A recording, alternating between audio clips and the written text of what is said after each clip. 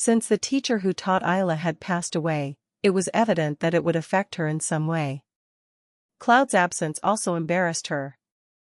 They say he was not caught by the royal guard, so he could return safely.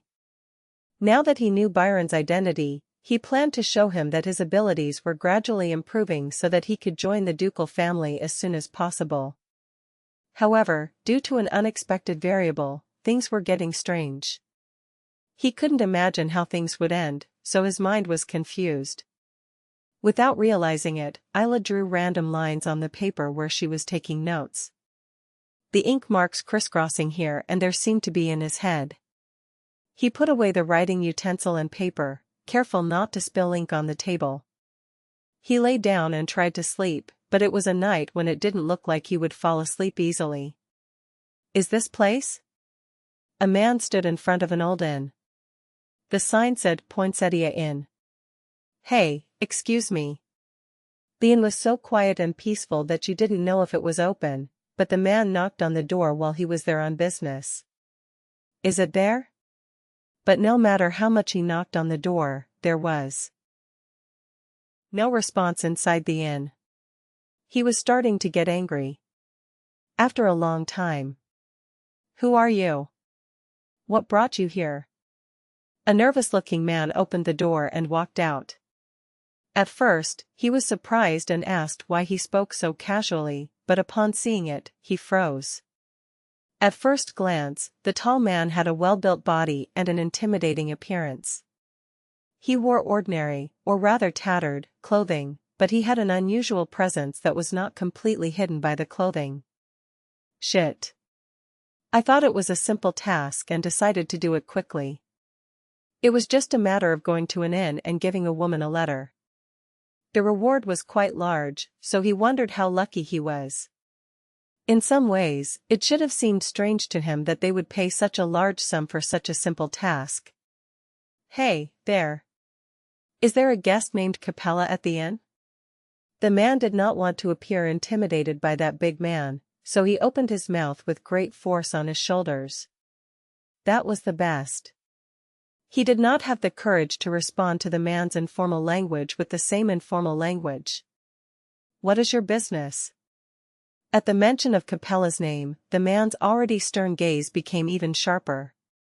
Now he couldn't even straighten his shoulders and look confident. "Well, they asked me to deliver a letter to that woman." He took the letter out of his pocket, but the moment he did so, the man snatched it from him. "Who?" "Well, an old man outside the castle." The man's eyebrows rose at the word elder. It was an unexpected expression. "Now that I've told you, I'm leaving." The handsome man sighed harshly. He felt he had to tell her face to face, of course. He didn't have the confidence to ask her back, and even if he had, he wouldn't have been able to confront the woman named Capella inside the inn, so he left.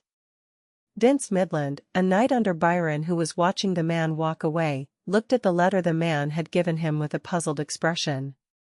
It was true that a woman named Capella stayed at this inn, but how did she know and send this letter? At first, he thought it was sent by his boss, Cloud Air. "It was a letter from someone with whom I had been out of contact for several days and whose life or death was unknown." But he was an older man. He felt uncomfortable and wanted to review the content. However, if he opened it without Capella's permission and she caught it, an unpleasant situation would arise. Vince calmed his appetite, picked up the letter and went up to the third floor. He looked for Capella, who was guarding the ladies' room. "What is happening?" Well, a man brought a letter to Capella.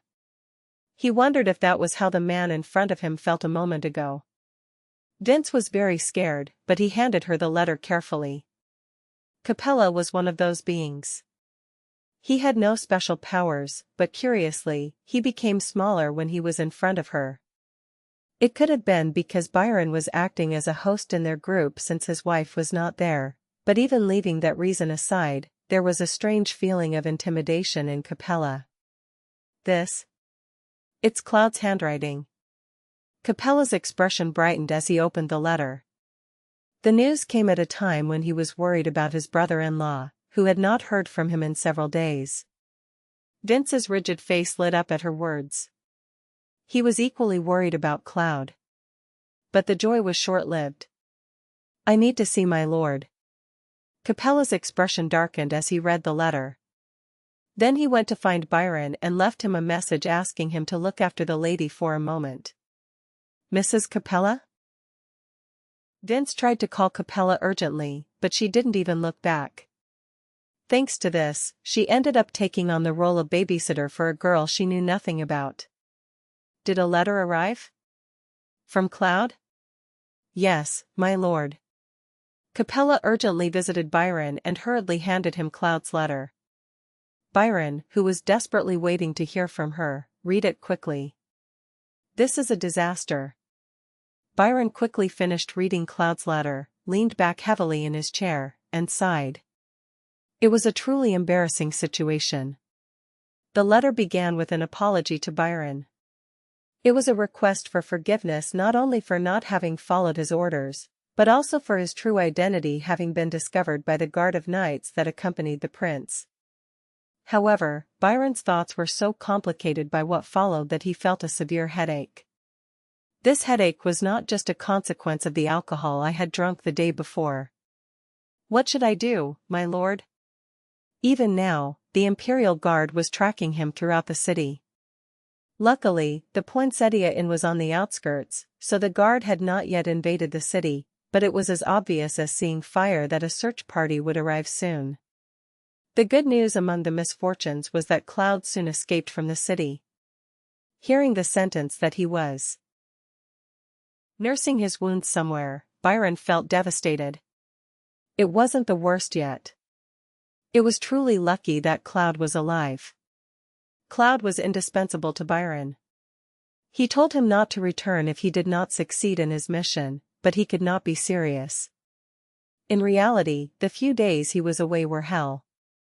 Byron was anxious about what would happen if Cloud didn't return, and he couldn't even sleep well. First we have to get out of the city. He says that Cloud will join us later.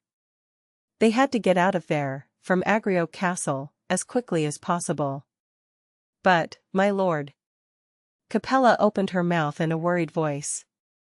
It was already a heavily guarded door, but due to Cloud's failed attempt to assassinate Winfred, the guard stood firm. He worried if he would be able to escape through so much security. No matter how much he changed his hair and eye color by drinking magic potions, his general facial features remained the same, so Byron's identity could have been revealed. It might be fine if it was routine security, but if it were a search for a specific person, it would be different. I'm going crazy, really. Byron also seemed to realize the problem and pulled out his hair. No. Everything will be fine. Byron calmed down. He had experience getting out of worse situations. He wasn't one to break down in a situation like this. Even after failing to kill the Emperor and his father, and with his hand cut and bleeding, he didn't escape? First, get ready immediately so you can leave whenever you want. Byron had calmed down a bit and spoke in a calm voice. Capella nodded and left Byron's room. There was a lot to prepare. There was only silence in the room. Vince's relationship with the lady was not very deep. Capella and her daughter Laura were responsible for taking care of the young woman, and Cloud for educating her. Ayla grew up in complete isolation and had no contact with anyone except Byron and Cloud's family. To begin with, he rarely had the opportunity to speak. However, suddenly, the task of protecting her in the room in this way only resulted in a dense and uncomfortable silence. Vince, who was sitting in a chair with his arms crossed, was shy and simply avoided his gaze. Laura stayed with Ayla all night, resting, and Capella urgently went to see Byron. However, he said it was inevitable as there was no one to look after the child. It was truly disturbing to find a poor child raised to be a murderer so close. Hey, his name is Vince. Right? Ah, yes, yes. That's right, miss. Ayla broke the silence and opened her mouth. Vince had no idea that the lady would remember his name and quickly responded with a surprised expression. I was nervous because I didn't know what he was going to say. But that tension did not last long. Ayla melted his heart with an infinitely pure and brilliant smile. Capella, do you know where he went? In fact, she already knew what was going on because she overheard the conversation between Vince and her outside the door, but her intention was to boil Vince for more information. It was funny how, when the person who had been hiding his dark emotions revealed a childish smile, half of Vince's frozen face thawed. Ah, my lady, he was absent for a moment because he had something urgent to report to my master. We'll be back soon. Aha, I see. What's happening?